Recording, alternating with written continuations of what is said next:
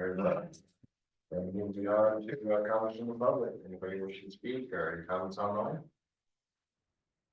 No, none. Okay, very good. Well, then we'll start with you, staff and Ms. Jacobs. Okay. The staff member wasn't able to be here, so we'll be introducing her again at a future meeting last minute. But you have previously met her. She's working on the mobility management program. We had her contracted through an agreement with JABA. As we discussed, we were going to bring all mobility management staff under roof. So she applied for the job. She was one of 2 people that we offered and were accepted. Both of those are grant funded positions. It's 80% federal, 16% state, 4% local. So we're really happy to be bringing them in. Her name is Sarah Richardson. You'll get to meet her at a future date.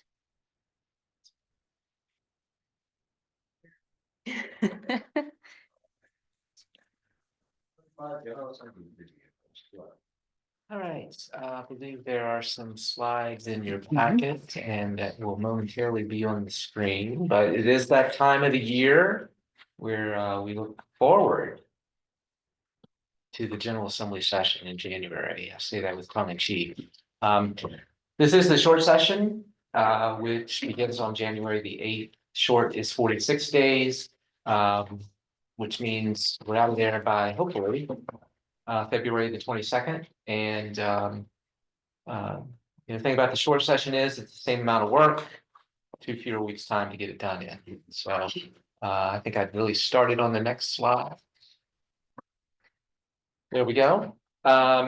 Democrats will likely maintain a majority in both houses. There are a couple of vacancies in the Senate, expected vacancies in the Senate due to some folks who are elected to serve in Congress or will be elected in special elections. I think one has already been elected, one more will. And then there's going to be a vacancy, I think, in the House of Delegates, likely somebody moving up to the Senate. But all in all, I expect those numbers 2119, the Senate 5149, the House to remain the same. Short sessions, they try to limit, put some limitations on the number of bills that legislators can introduce. This year's 15 for the House members and 20 for the senators. And drafts for legislation that are first day introduction, pre-filed is the word. They had to be in last Monday before Thanksgiving. So really after the first year, we'll start seeing bills, hitting the system, so to speak, with more frequency. Next slide. You're working hard. So of course, in any given session, state budget is usually a very high priority. The governor 2 weeks from yesterday will introduce amendments to the current biennial budget. As you know, we closed fiscal year 24 with revenues exceeding expenditures at the state level by over $1 billion. And so far through the first 4 months, I think, of reporting, the estimates for the current fiscal year are exceeding expectations. And right now, projecting that there will be over $3 billion in revenues available for appropriation during coming General Assembly session. Both the House Appropriations and the Senate Finance Committees had budget retreats, which they do every fall. Had those right before Thanksgiving. They get a good first look at what to expect during the session as far as the budget's concerned. And they both chairs of both committees really stressed that they will have their eyes towards one-time expenditures for any of those excess revenues, as opposed to having ongoing commitments that would extend past the current 2-year budget. Hold on a sec. I'm just going to mention the revenue estimates. The staffs of money committees usually provide their guess at what they think the revenue estimates or revenue growth will be for the remainder of the biennium. You see a little bit heavier in fiscal year 25 or the remainder of 25, and then rationing it down a couple of notches for fiscal year 26. Now ready. Thanks. So looking at that $3+ billion in expected revenues, the staffs at their retreats outlined what are mandatory expenditures that they're anticipating for the remainder of the biennium of about $800 and some million. So you do the math and you can you'll be looking at probably close to 2.5 billion available for the legislators to appropriate. The majority of those mandatory expenditures are in the Health and Human Services area. 600 and some million of that, and I didn't put the number in. For Medicaid, additional expenditures required. And then Children's Services Act, of course, which you all are familiar with, estimating that another $70 million in state funding will be needed for that over the course of fiscal year 25 and 26. So again, next bullet there, kind of going back to what the staff was saying about focusing any expenditures on one-time cost, because I think what they're seeing in the future and looking at some 5-year financial planning, that if they start putting too many of these ongoing expenditures into the budget that then would be in the base budget that rolls over for the next biennium, it could cause them problems in as early as fiscal year 27. So I think that you might not see, you're probably going to see the governor introducing some tax relief proposals. I don't know that you're going to see anything that's of an ongoing nature beyond what's in place now. The General Assembly in the past, when you've had divided legislature and executive, or even between the House and Senate, has tended to provide tax relief with either some credits on some programs, which are one-time but lesser dollar amounts, but then they'll do some one-time tax relief, like maybe a $200 per tax filer rebate or $400. So I would anticipate when the dust settles, that would probably be where we land if there's going to be some tax relief. So I always say governor proposes, which he's going to do on December 18th. It's then the General Assembly's turn to work with the budget. Legislators have an opportunity to then propose amendments to the governor's introduced budget. They do that by the end of the third day of the General Assembly session. And then we get to about the middle part of the session. You start seeing the House versions of the amendments, the Senate versions and amendments. And then all the work is then really confined to the senior budget writers who are trying to come to a compromise. Next slide, please.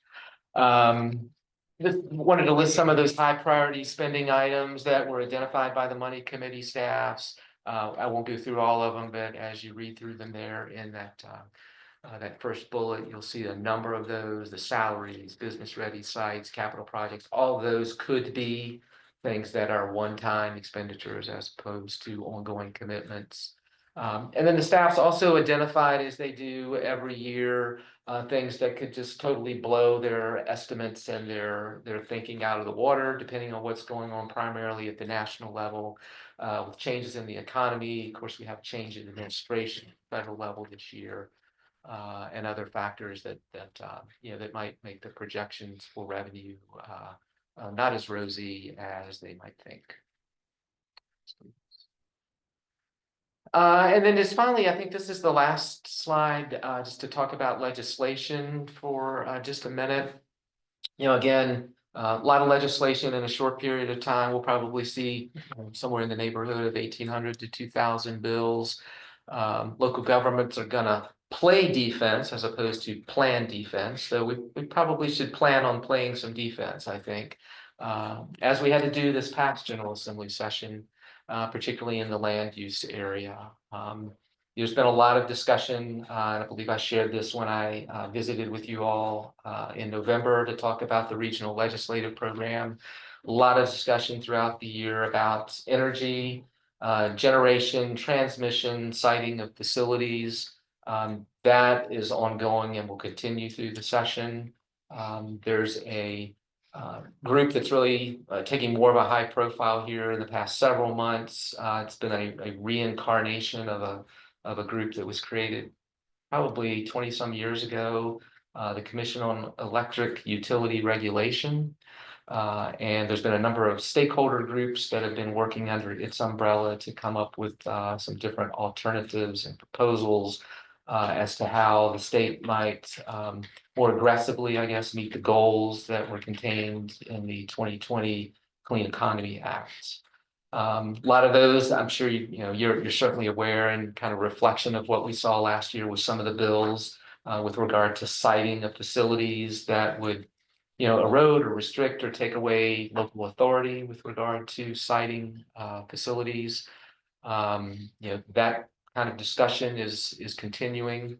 One of the things that some of the stakeholder groups have been talking about and really kind of latched onto, I think, as maybe an interim step, is to do planning, energy planning, and they've talked about that in the realm of planning on a regional basis and perhaps involving the planning district commissions in doing that planning. So had a meeting today with TJPDC, Virginia Association of Planning District Commissions Board, and a number of the executive directors that were on the call to just kind of review, what's being talked about, what a possible role for planning districts might be. Somehow they came up with a number of about $4 million for investment into planning districts to do this energy planning. But I think there were a number of questions that we still have about this framework that's been put out there, a number of concerns about it as well. While also, being appreciative of the fact that they're looking to do things on a regional basis. But long way to go on this. I was just telling Christine, there's going to be a lot of moving parts that are going to be changing between now and the beginning of the General Assembly. And then, of course, once we get to the General Assembly, they'll probably be changing, by the hour. So I'll certainly be keeping everyone posted on what's going on with this through the legislative updates during the session. VACO, I know as well, has been very active in some of these off-session discussions, and certainly anything having to do with authority for siting facilities, they will be keeping their membership up to date as well.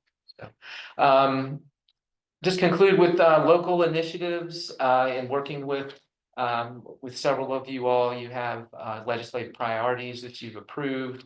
I'm anticipating that well, I put a question mark beside it. I would have told you maybe 3 or 4 months ago, I'm anticipating legislation on the sales tax, increasing the sales tax for school facilities, which passed the General Assembly last year, was vetoed by the governor. The veto was not overridden. Have heard some discussion that there might not be legislation to do that this year, knowing that the outcome would likely be the same. That the bill would pass, it would go to the governor would veto it, and the veto would be sustained. So that information is probably a couple of weeks old now, but I think that's one that we'll certainly be keeping an eye on for whether those bills are introduced, and certainly if they are, that is a position that's in the regional legislative program in terms of the authority for local governments by referendum to be able to enact that additional tax solely dedicated for school facilities. We'll have a bill back. I know that Albemarle County has been interested in. It was tried last year to make some changes to speed camera legislation. Mr. Rutherford has been very active in working to try to get loaded benefits for private police departments and police officers on the heels of tragedy that occurred at Greene about 16, 17 months ago. And then there will be various local budget initiatives that will be put forward by legislators representing several of the jurisdictions in the region as well. So there will be, I think, a number of local things of interest, as well as probably some pretty high items that that'll occur that will be of interest and concern to all local governments. So I think that is all I have. Be glad to take any questions that you might have. Where did that end up last year, Justin? Passed unanimously out of the Senate. Subcommittee didn't really have the spine to vote on it because they didn't want to have a voting no on the record, so they let the time go. Basically, they wait till the buzzer was gone so that they didn't have to vote on it at all. We're reintroducing it again this year. We have an A team for legislators on this. Pre-Deeds has agreed to co-sponsor it again. List of the delegates. We're hoping that we can do some maneuvering to get it to a spot that we want, as opposed to a specific committee that's killing it. I remember last year our board, I'm sure, I think other folks did too, right? Wrote letters to support it, So so I think pretty much everybody. assuming you'll want that again, then. I think we're just gonna run with the prior one. We'll just keep the prior one, but if you want to do another one, Keep people on it. yeah. I think we're gonna be, because we're gonna be hitting session in January, so we're just keeping everybody's prior one. And we've modified it slightly to be more palatable for some committees, so. We'll find out. If anybody wants to go to Richmond, call me. It's early mornings. That one wasn't early, yeah. It's a fun drive at 5 AM to get to Richmond at 7 for subcommittee at 8. I spent the day. Yeah. I was there right now. After I did that once, it's like, yeah, once a day. Not a question, but, of course, lots of work you got coming up and lots of work they're gonna have as well too, lots of things going in different directions, but in your commentary about the value between data centers and solar forwarded to the board, the commission, it's a great article in Mercury, this opinion piece about solar. Earlier this week. And Yeah. county, kind of dollars that are involved and the rationale thinking that occurs, in that they had their own ordinances in place, they still decided to really follow through on ordinance about some solar installation. So kind of an interesting thing to see how that plays out. And then the dynamic between the need for energy and the want for data centers and. Yeah, that reminds me, I should have mentioned, a lot of the legislation, I guess all of the legislation last year on data centers was deferred for the year in deference to a JLARC study that's been going on data centers. And that report, presentation of that report is Monday of next week. So I'm sure there'll be a lot of good information in there. I think some of you all were probably in the session over at the VACO conference. Senator Marsden, Dominion Energy's representative, was there, and to me, it was just striking. The presentation about the demand for energy that Dominion has seen, whatever it is now, and how long it's taken to get to that point. But then their projection that number is going to double in just the next 15 years. This boggles the mind. Years to get to where we are. Right. 15 years to double Yeah. it. It's necessary. So. So. So. I know on our side of the board, I many other, because you mentioned the JLARC study, but the state took away about $1.5 million from the schools for us last year, this budget year. I think that probably happened to a lot of folks here. And it's interesting that in a year where you have a $3.5 billion revenue, they're taking away $1 from the school. So certainly, be good to hear. They're thinking on why while they have clear evidence in the JLARC study, that there are a lot of problems going on there, still removing money from localities. And only a problem that's likely exacerbated based on whatever happens to the Department of Education. Yeah. Well, and that's, I think partly reflective of the changes in the composite index. One of the JLARC recommendations is to alter that formula. That's not, it's not going to happen this year. But I think it will be interesting to see in light of what they've said about the one-time expenditures. There have been some pretty strong statements made about the need to try to move forward with, for example, the support staffing that, was so, cut back their support, during the Great Recession, so 15 years ago, and trying to restore some of that funding. So hopefully we don't see a repeat, and that there'll actually be some infusion of some additional educational funding as well.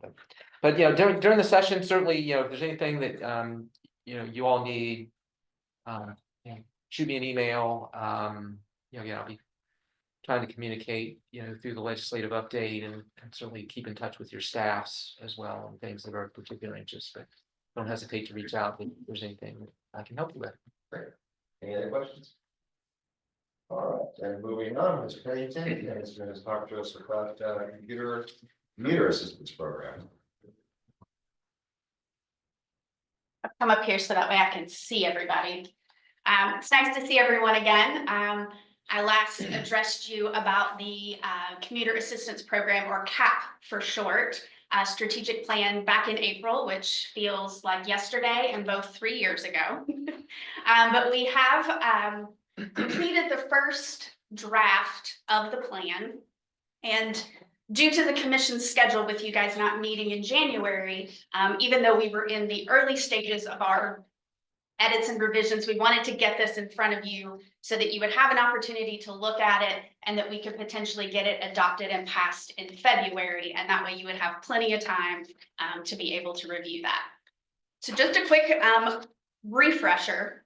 The strategic plan aims to evaluate and update the commuter assistance programs throughout the entire state. So all of the CAP programs throughout Virginia are doing these with DRPT. It is a requirement of our funding, and DRPT funds 80% of the CAP program, and then the localities the additional 20%. So the idea is to really evaluate the program, see where we can enhance effectiveness and the efficiency of programs and services. It does replace a previous plan that was called a TDMP, which stood for Transportation Demand Management Plan, which was a little less robust, a little bit less forward thinking as this 5-year strategic plan is. And the idea with this is it sets a blueprint, not only for us here at TJPDC and the staff working on the plan, but also a blueprint for DRPT to kind of know what to expect and to, kind of prior approve some of the directions and the services and things that we're doing in the program. So it keeps everybody kind of on the same page as we move forward. So you can go to the next slide. The components really look at changing the travel demand, what mobility and transportation needs we have, evaluation, like I said, looking at that strategic planning for a 5-year timeline, and then aligning that with the funding requests and the application we submit to DRPT annually. In addition, once this plan is completed and adopted, it will go to DRPT, and then we will do annual updates to that plan to track our progress. You can go to the next slide. So here are the various chapters. I think when we last met in April, we kind of talked a little bit about chapters 2, 3, and 4, and looked at some of the demographics I think we presented you with and the target markets that we looked at, which include commuters traveling within the TJPDC region. We see a strong number of commuters that travel from the Central Shenandoah PDC region, which we partner with them, and they are also part of the rideshare brand. And then looking at commuters coming from additional outside areas. That isn't to say that those are the only people we're looking to help or the only people that we're going to be marketing to, but we felt like those 3 segments were probably the largest proportion of folks that we would need to reach and that might have different needs and different things we need to communicate. So it's not just necessarily a one stop or a one message fits everyone, that each of these groups have different needs and different messaging that our services may be able to provide. Can go to the next slide. So what is newer since we last spoke that we worked through and I wanted to present for you guys to review, as well as having the draft of the plan, is our operation plan timeline. So what we really try to do, and we work on this in conjunction with Central Shenandoah Planning District Commission, is to think mindfully of how we want to use both staff resources as well as dollar resources in moving the program forward. Like everything else, COVID kind of threw a little bit of a ringer in there when we were all home forever, when we were all teleworking, so we did a lot of that.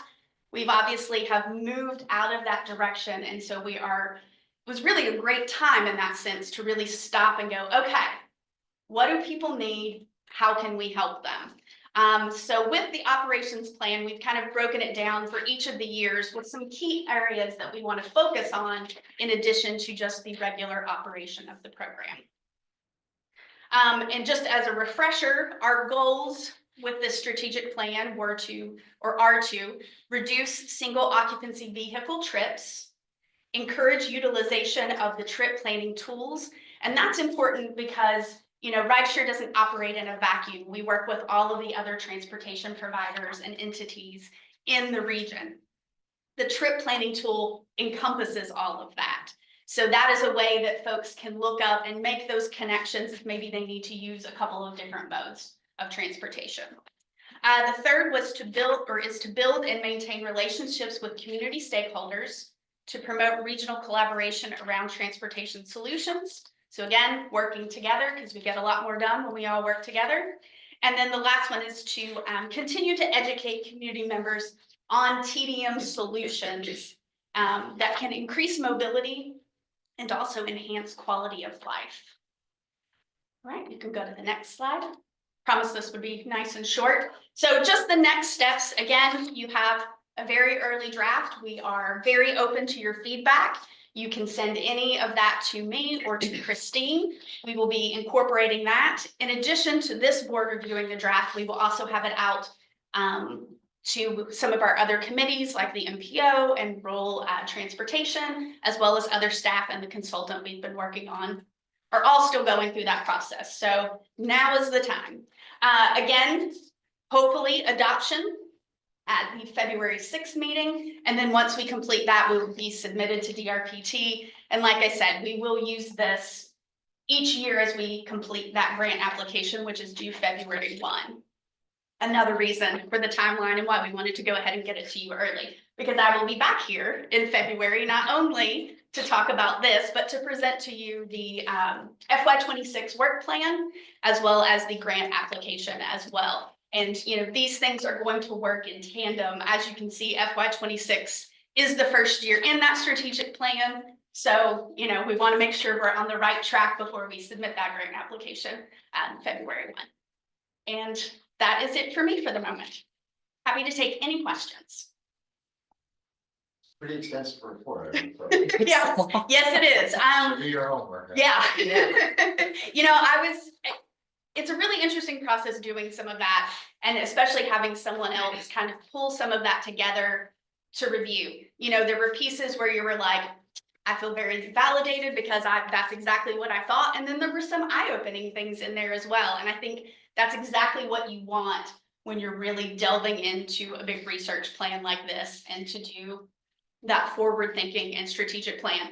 Like I said, we did a plan before that sort of worked on a 5-year timeline, but it was definitely not this robust. So this has been my first go around of this, and I think it has been a really amazing experience. And like I said, I think the timing could not have been better because we're poised and in just the right place to really start thinking about how everything has changed and how everyone gets around in some ways has changed or their needs with that. So it's been a lot of hard work, but it's been a lot of fun too.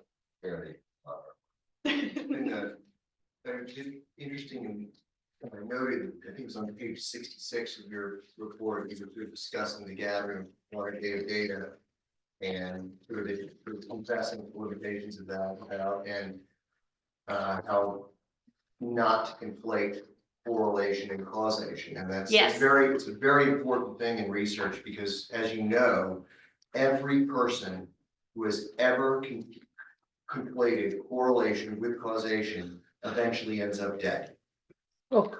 So I didn't mean to laugh. That is not what I expected you to say. My apologies. It's a great. I just thought- Noted. Right? Yeah, and you know, that was another one of, while I think it was a great time to really rethink the program, unfortunately, the data was the hurdle on that one, in that data coming out of the pandemic is maybe a little inconsistent or, you know, not our best. But the good news is, like I said, we will be doing yearly updates to that. Might not be pulling all of that data every year because that would be a lot. But we will definitely be looking at the new data to see how it correlates with what we have. As long as you don't complain. That's right. Noted. I'll also add that we pushed this out to you guys very quickly. We know that there are errors in Yes. here, but we wanted, with you not having a January meeting, we wanted to give you ample time to look through it. So we do intend to do a very thorough review, all the typos that we've already found. Yeah. We know that they're there. But the data is pretty sound, like, not that. Yes. Right. Yes. Correct. The workforce and the commuter patterns and stuff in there is real Mhm. interesting. The on the map tool census Yeah. data.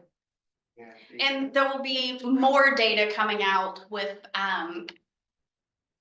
some more of the census, the ACS, Yes. Community yeah, survey. yeah, the community survey. So unfortunately, that wasn't available while we were doing it, but you work with what you got. But we will be looking at more data as it's released to make sure that either it's validating and supporting, or if not, then in that annual update with DRPT, we will look at what we need to do to pivot if that data says so. It'd be interesting to look at the crosstabs behind the sort of motivation, interest questions about getting engaged with rideshare as a commuter versus who those commuters are. But I noticed the overwhelming, it seems that the inertia that needs to be overcome is the quote convenience factor. Yes, you have hit the nail on the head. That is the number one sticking point, is convenience. And how do we, and we had a focus group to try and understand a little bit more, because convenience means different things to different people.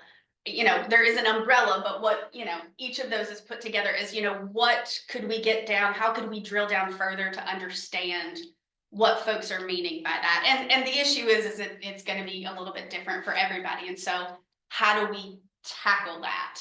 And, you know, the idea is that there are multiple transportation options. Not everything's going to work for everybody, but if we have, you know, transit, if we have carpooling or van pooling, those can be options to fill in sometimes gaps where transit is not the best solution. And so the more we can kind of delve into that and figure out where we can kind of fit in and how we can help people find what might work for them, I think the better. And yeah, convenience is the big thing on that. So understanding what that is for everyone is a big thing. You know, we're asking people to get out of their cars and to choose something different. And that is a innate behavior that all of us do multiple times every day. So it's a lot, but it can be done. Anything else? Right. Great. Well, I look forward to getting your feedback on this, and I will see you again in February. Sounds good, thank you. All right, moving on to the consent agenda. Is there anything that everyone would like to pull or? Sure. I move that we approve the consent agenda as presented. I have a second. Motion made by Mr. Rutherford, seconded by Mr. Rosio. So roll call vote here. Supervisor Galloway, Yes. Supervisor Pruitt, Aye. Supervisor O'Brien, Aye. Mr. Smith, Supervisor Wolfie, Aye. Mr. Higgins, Aye. Supervisor Barlow, Yes. Supervisor Woodward, Yes. Supervisor Reed, Supervisor Rutherford, Aye. Commissioner Duranzio, Aye. Counselor Payne. So point of order, do we need to do a roll call if we don't have anybody? You do have recommendations. Then if someone has to do an abstention, they can volunteer that. Correct. Okay, figured that was the case. All right, very well. So on to new business. First up, Ms. Bakers with the 2025 calendar meetings. Okay, included in your packet is the calendar year 2025 schedule confirming all of the first Thursday dates of each month, with a reminder that PDC does not usually meet in January or June. And the anticipated topics that we know will come up at different times of year are already drafted on there. However, this is all tentative. It was y'all's preference that we do hold some of our meetings virtual. I did not list those on there so that we had flexibility, but the next meeting in February is scheduled to be a virtual meeting, and we'll send all that out in our normal manner. It is, did I say June?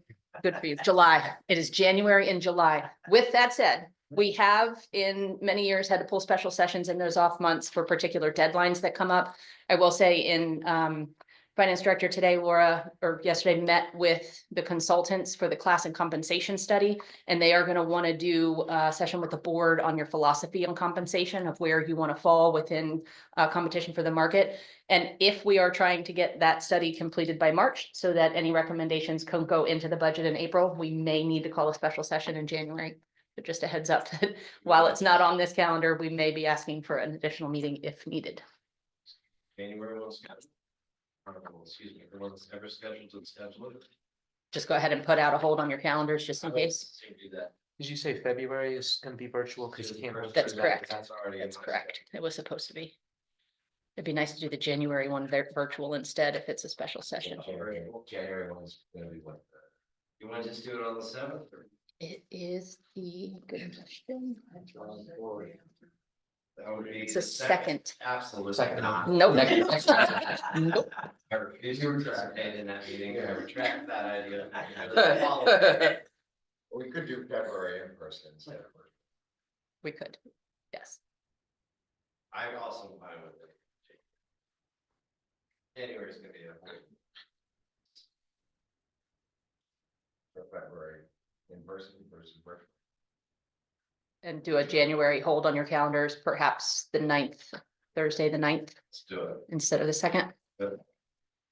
And virtual. Is that what- Yep, that one virtual. Yep, January the 9th virtual, converting the February one to in person. The February meeting also has the Finance Executive Committee prior. It shows on March here, but we might need both. I'll let you know.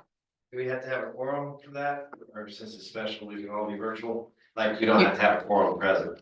And virtual's virtual. Virtual Yeah, is virtual. virtual, there isn't, they've made that distinction they're trying to make the distinction clear in the guidance. Yeah.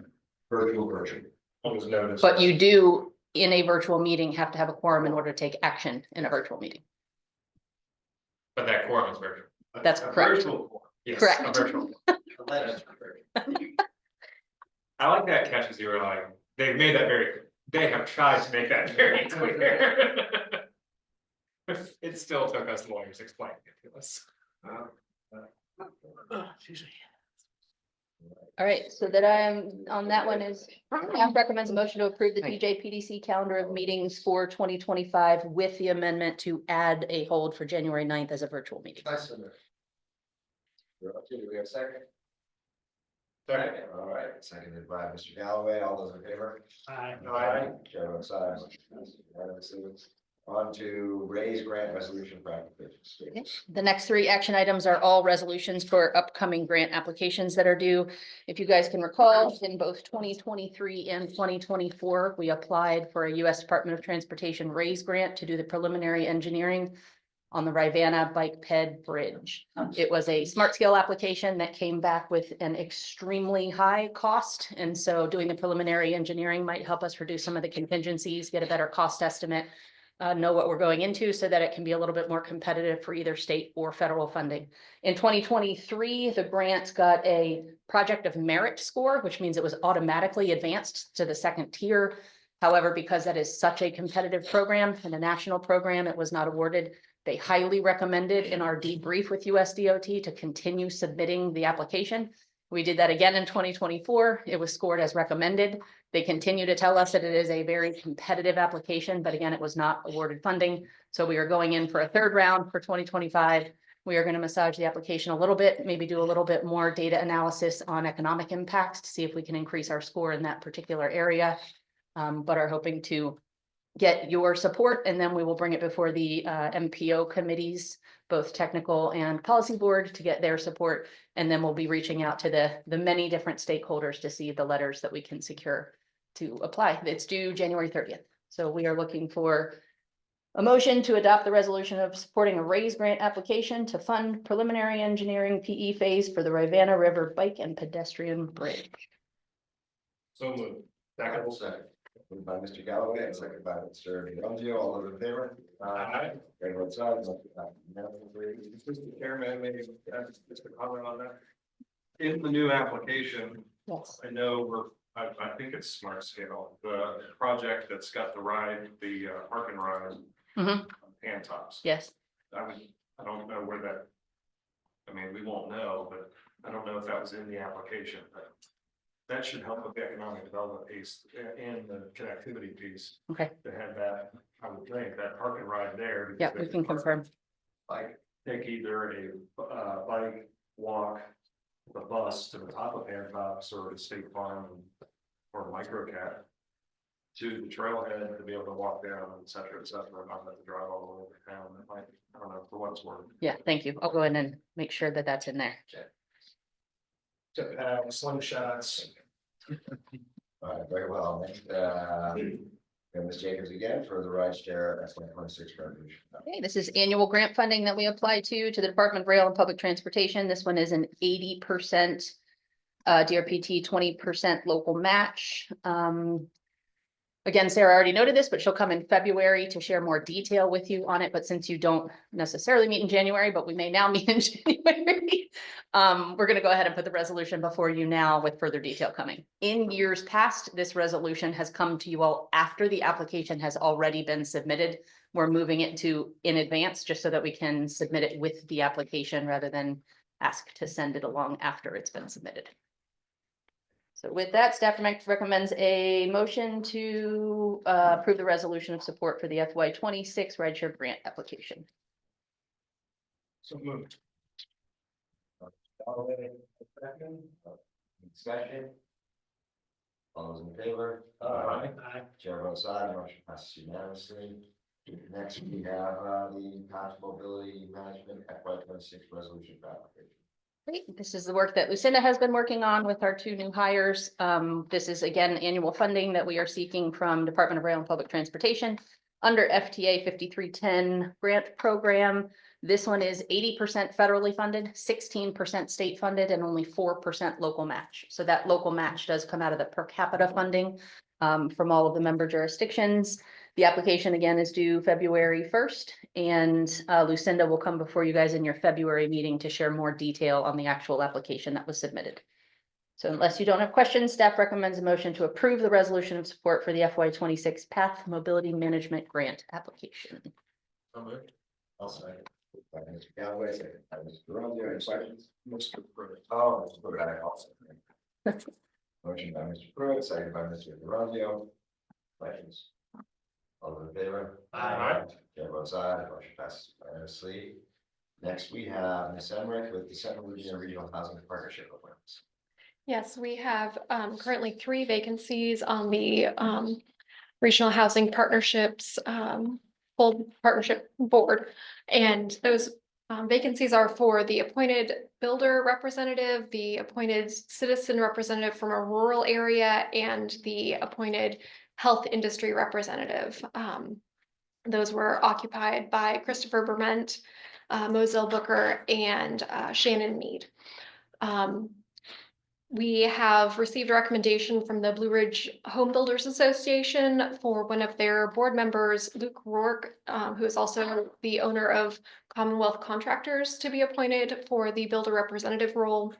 Louisa County resident and board member Fitzgerald Barnes has been recommended for the citizen resident representative for a rural area. And then for the health industry representative, we have Cameron Moore, who is the Virginia Department of Health Language Access Analyst, and also serves on the board of BRAC, the Blue Ridge Area Coalition for the Homeless.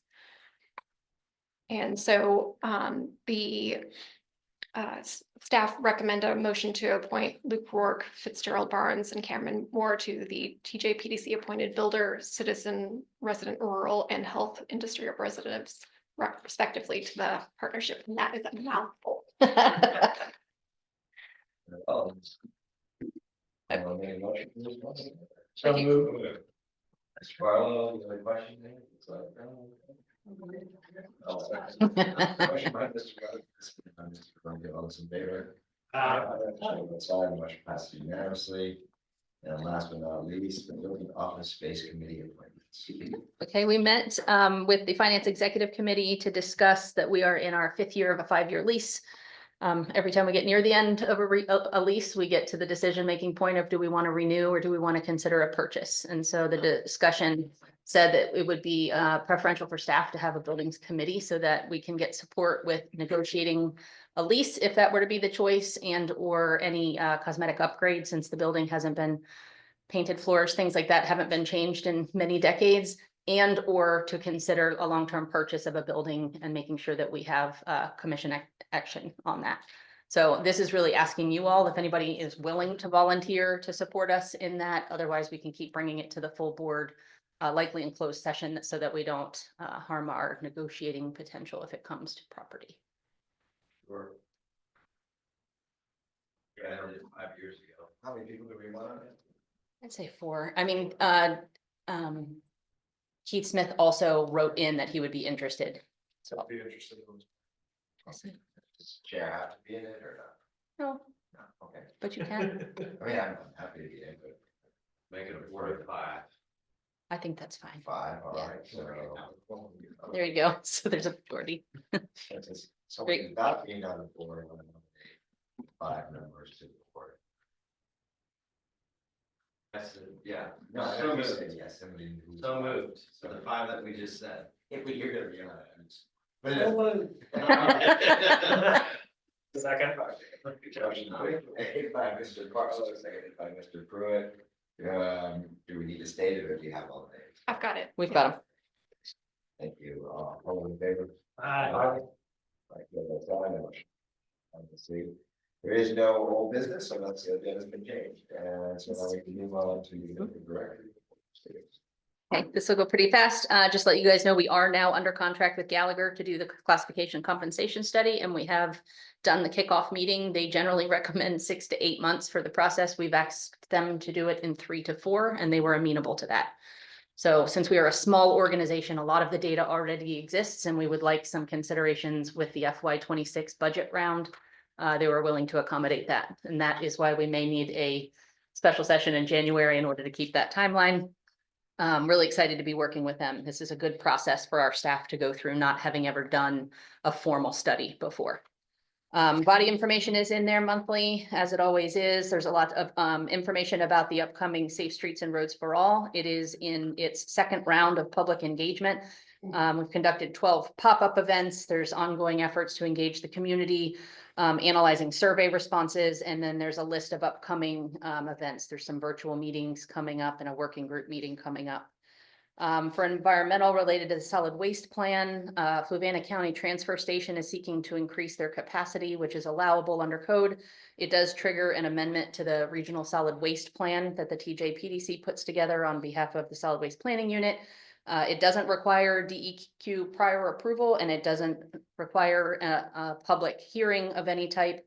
So staff did make the amendment as requested and did notify DEQ, just included in your packet as appendices on the ED report. I did put a copy of the amended plan and the letters that were submitted on behalf, just so that you had that for your records. And that is all I have. Keep it brief, we'll be out of here in an hour. That's pretty impressive.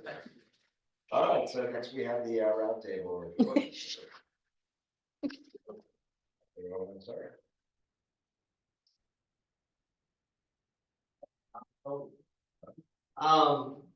Yeah, David and I talked a little bit about this, obviously LODA, that's coming back on the table in January.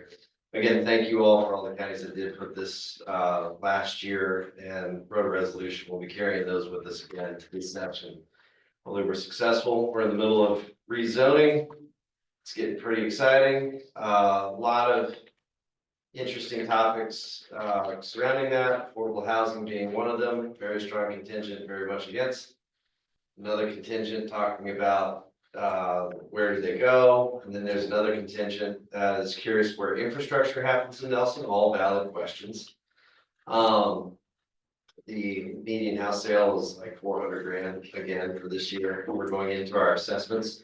So we now essentially have a couple of years of data points where comps are sitting, and it's gonna look like a pretty untasteful assessment year. A lot of areas, especially east side of Nelson, they're seeing 40 to 50% increases in their assessments. This is especially impactful to those communities because they're usually lesser income compared to the western side of the county. We got that. We have a solar panel vote coming up. Big old, I think 90 megawatt thing. So any advice you can give, if you've ever voted on one, you voted on a few. I could take some, we're not voting on it necessarily, but we'll be having our public hearing this coming month. And it's pretty much happening in the portion of Nelson that I think, they would be eyeballing, which is lower cost of land predominantly, was just utilized for, localities, so. At that point, beyond that, discussion of community colleges, and trying to get more career technical education, developing a relationship with the Center Virginia Community College System, which is Lynchburg based. They have a lot more blue collar, essentially, brick and mortar type programs compared to PDCC, and I think that's something that I kind of want to talk about, related to career and technical education. Piedmont does a great job, and they address blue collar in a different way. And I have changed my mindset from thinking you gotta be a guy like mine on the roof putting architecture shingles on at 18-degree weather to, as a matter of fact, an IT guy is now a blue collar job. You know, if you can, I just didn't really have to teach myself and I screwed it up a bunch, but splicing low voltage like Ethernet. That is a blue collar job, and then creating the network itself. And I think we have to change the mindset on that. Cybersecurity, that's not a white collar job, that is now a blue collar job. Splicing fiber, we're not doing the greatest job in our area, and our Central Virginia Electric Co-op is doing a good job, but we need to start looking into the new infrastructure that we have. How is it that we're training our folks to be looking at those $40,000 or $50,000 jobs? But in addition to that, that doesn't negate the importance of, the guy putting shingles on a roof or the mason putting a block on.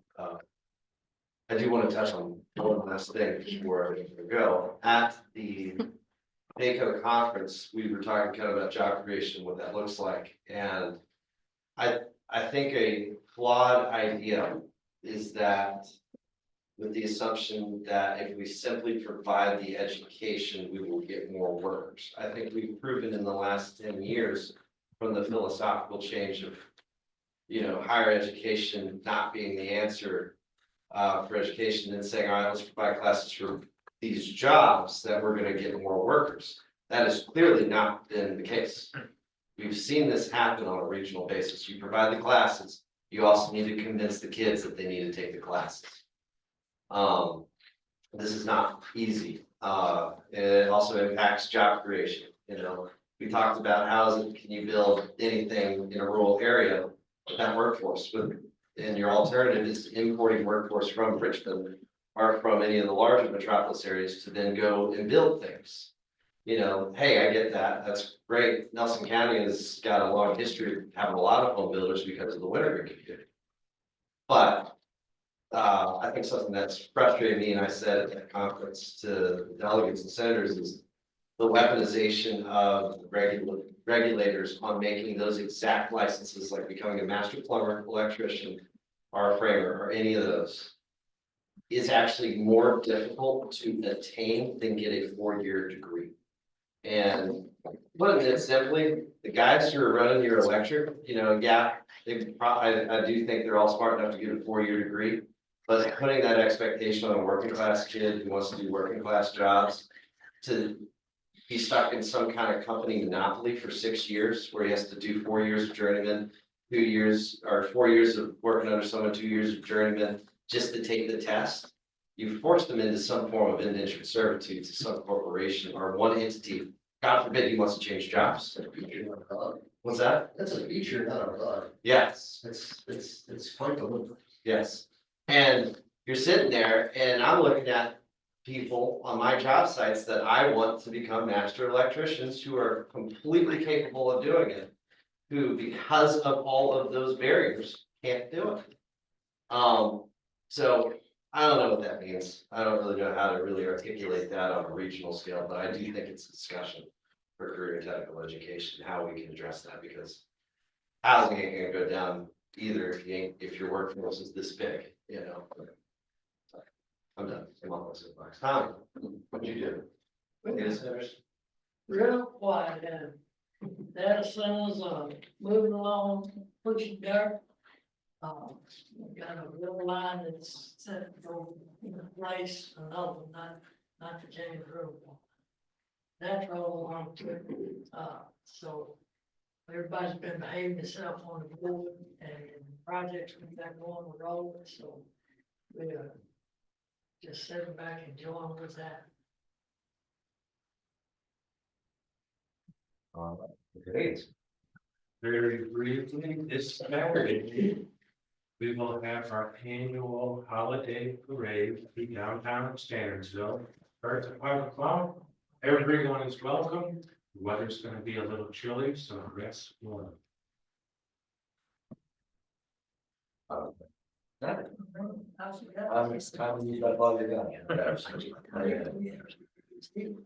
We did, the Commission on Aging had their Christmas luncheon, which is all of that. I like sports. Oh, thank you, Costa. So, I guess I'm working with that in the accents. Here, but, let's see, CIP. Had planning commission had its work session. Actually, we've done essentially 2 work sessions on the CIP. One of which was a sort of process oriented at the beginning, can you work how things come into the CIP. One of the complaints, concerns on both the commission level, and I think at the council level, has been that by the time it gets there for decisioning, there's been these sort of assumptions that are made earlier in the process. So you end up with a half-cooked product and you really didn't have a grasp of what the original ingredients and possibilities were. So we're trying to work on that a little bit procedurally. Public hearing on that is on Tuesday. I'm sure there's a lot of interesting stuff in that. That packet I did not get cracked that packet on Saturday, so that's for me. My own course of the land banks moving forward. Although the city is taking it in a sort of hybrid authority fashion, which I happen to be dubious about, but I won't whine about that here. I'll fight that out somewhere else. And I think there are things that are happening in terms of the city's sort of medium-term plans in the unhoused that I won't dig into, except that every time we turn around, I think everyone has gotten used to the idea that yes, this is going to take real money to sort of attack this properly. Premier Circle really just sort of scratching that we've got more to do, including talking with Salvation Army about opening up a low entry shelter. Which is not their habit, but just sort of have a joint venture on it. And I'm sure there's a lot else going on, but I entirely missed the Monday City Council meeting, so. Right. I will let Mr. Goldsby go first. Greene County is our biggest topics now is definitely the water impoundments. We're still hashing out, trying to figure out what's, start them all at once, try to phase them in sections, but that's Greene County's biggest thing is what we're gonna do with this new reservoir and stuff, but that's the biggest topics right now going on in Greene. Hopefully when the new Harley Davidson store is getting ready to open, it's supposed to open the week of Thanksgiving, but they had a major setback with the floor and something, so that's soon to be opening. And quite a few development things that have come along as far as the Terrace Green on 29, that's moving up, and then there's the senior thing right there at right across the other side. That's, I think they set to start taking people in that by the end of December or January. They said people start moving into that, so we've got a little bit of development going on, and the sad part is we got to get the water to it. So Bring water, you'll bring development. yeah. All right, Mr. Pruitt. Sure, we're in kind of a slow season right now on the board. We are gearing up for budget season, and as part of that, we got our long-term budget forecast, which was not great news. It's projected a kind of growing revenue gap, just based on our committed obligations that we already know about. The main driver of this is our, I might have even talked about this in our last meeting, so I apologize if I did, but the main thing of this is our kind of our growing transition from volunteer fire and rescue into professional fire and rescue with decline in volunteerism and, you know, being a pretty large rural county at the end of the day. We've kind of financed that transition up till now through a series of, I think, 4 total safer grants of differing sizes, but ultimately hiring 60 new fire rescue professional staff to go throughout the county, specifically a few very targeted volunteer units that have been manned up significantly with professional staff. Those are a federal grant that phases in slowly into more and more local funding. So the feds buy the first year salary, and then slowly we pick it up until by the year 4, we're paying the full salary. There's other things that are affecting our budget outlook, capital projects that are coming online. Now we have the operating costs like the court project, debt renovation, or debt service on the jail renovations, these things. But the hugest driver is going to be this significant uptick in professional fire staff. I raise this as just something that I imagine is also a concern that some of our other jurisdictions face, because this is specifically because we have relied so much on volunteer fire for our rural areas, right? The urban core has often has not relied so heavily on it, but this is very much how we have provided, and there's now an expectation of this kind of continued service. I'm sure there's something else I'm missing, but that's what I got. We also just had a meeting with our schools to go over the CIP for the next 5 years, really good next year. And they had significant asks, and we talked a little bit about how we may or may not pay for that. Significant, it's $560 million CIP left. Yes, The schools? yeah, their It's really cheap. their unfunded amount is more than the entire CIP. Right, so like.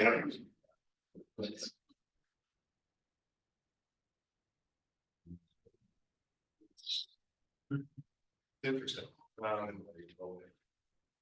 I would throw out, it wouldn't hit your issue of, were you in the Smith County when we were in Baco? Did you see their presentation on what they do with their community? They've got 2 community college systems. Did you happen to be there?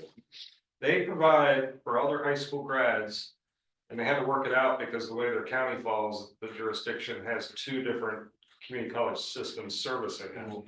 That any grad from Smith County can go to the community colleges for free. And the idea is, like you said, that providing the classes, it doesn't necessarily fill up. But when you take the cost out of the way, the purpose they're doing it as a locality is to help keep people, because they're such a small county, they don't want to lose their talent. So there's, without any sort of commitment, they're not tying somebody in that you must work for us. But the idea is that if they provide that to them, that may help solidify keeping the population there to work within their county.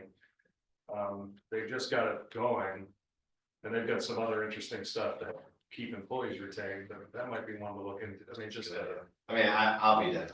I'd be interested in funding direct tuition to kids who go and put a performance expectation on it. you could do it for specific programs or whatever the needs are. I would imagine they just do it. It sounds like for everything.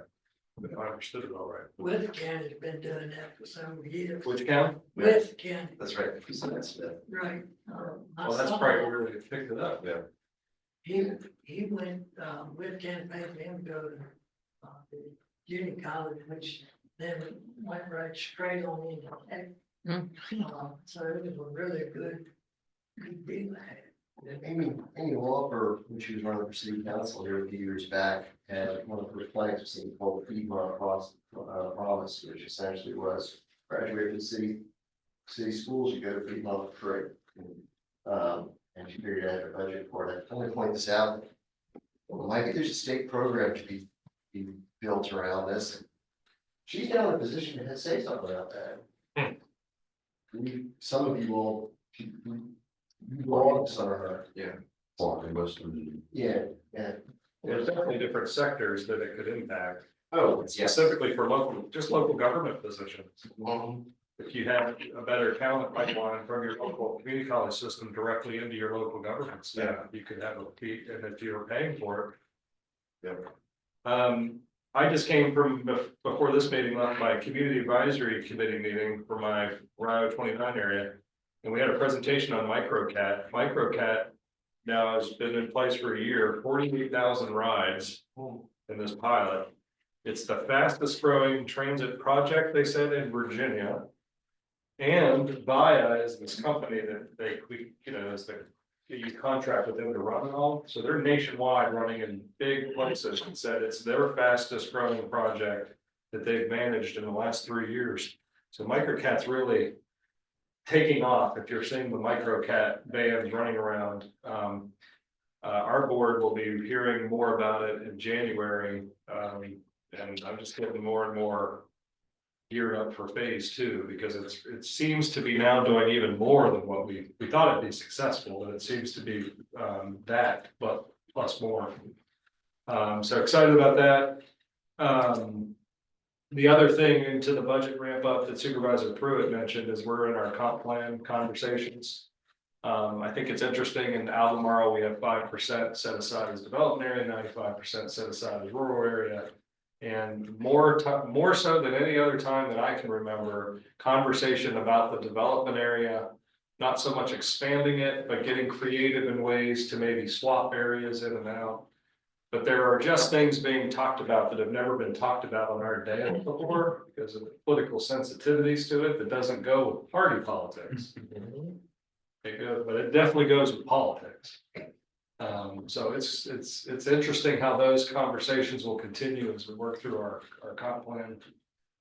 Give yourself credit there, Ned. I think you're very much the one who Not taking any pushed credit. that ball right up to the edge of the hill. Any credit. Then it started creeping down. Especially since an election year's coming. I wanna next, put on my regional housing partnership chair hat for a minute. The 18th is our quarterly meeting. That's the next one, right? Yes. The Yes. quarterly meeting's on the 18th. It's a virtual meeting. So I would ask that all of you consider listening in. We're gonna have some really nice presentations, including one from Mr. Rutherford. We also have Virginia Housing's Director of Policy and something, I forgot her title. But she's gonna be going over, giving us insight into what the General Assembly will be doing in terms of housing, what Virginia Housing will be advocating for, et cetera. So there may be some interest there. Since it's virtual, you could kind of hone in on the presentations and not necessarily need to be there for all the other stuff. The meeting is scheduled to start at 2. And of course, it's on the website. So if you have interest in hearing some of that, I invite you to attend. The other piece of it is some of the counties right now, and I know January tends to be the time, at least for our board, where we appoint people to committees and things like that. Some of the counties have one representative, and by our bylaws, the idea was that each jurisdiction would appoint an elected or a planning commissioner, but also an alternate. So there are some absences or vacancies on the alternate positions. So I'll be hopefully sending out to those counties and saying, hey, can you guys maybe get the alternate place? We had some quorum issues this year. So part of that is if a person that can't attend doesn't have an alternate to attend in their place, then it becomes kind of an impact when we're having the meeting. So just appreciate your help with that. And like I said, we'll send that out to the individual chairman of each board. But that's all I have. Right. As far as the solar can go, say, good negotiating. So. And make sure they do it right. A lot of opportunities, right? So if you're that at all, set that right. But and Fluvanna County, we did vote down rural cluster subdivisions. I know that's not a practice in a lot of localities, but gave us the capacity to say no to a lot of things. It's just one more thing that a landowner doesn't have available to them. So that was one of the things that happened recently. We did start our discussions with the schools. The general sense is that with the funding going away from the feds with regard to COVID and positions that were, I think was mentioned earlier, you know, taken away in 2012, kind of brought back to a certain degree of funding. And now that that funding is going away, you know, do we absorb those people, not absorb those people? What do we do from that standpoint? The sense is we should maintain them and keep them, they're still very important. But again, with the level of funding that you're seeing from the state, it's a big ask for the county. From that standpoint, not $465 million, but you know, it was still something that they were talking about from that standpoint. The overall budget season, it's just still too early to tell. We do have a reassessment year, so we'll see how that plays out. And other than that, it's been pretty quiet, I would say, for the last couple of weeks. That's it. Next meeting is, I guess, January. So Yeah, can I take a temperature on that? Do you guys want to hold this time? 7, it's virtual. Do you want to do 7 or do you want me to move it up earlier in the day? I think I just stick with 7. 7, great. Thank you. I appreciate that. All right, and is anybody not going to be? No, does that change? That's great. So I think that's it, and as for next meeting, our new commission member orientation. I share work program grant application, I guess a lot of these things are actually in February. So I'll skip saying this.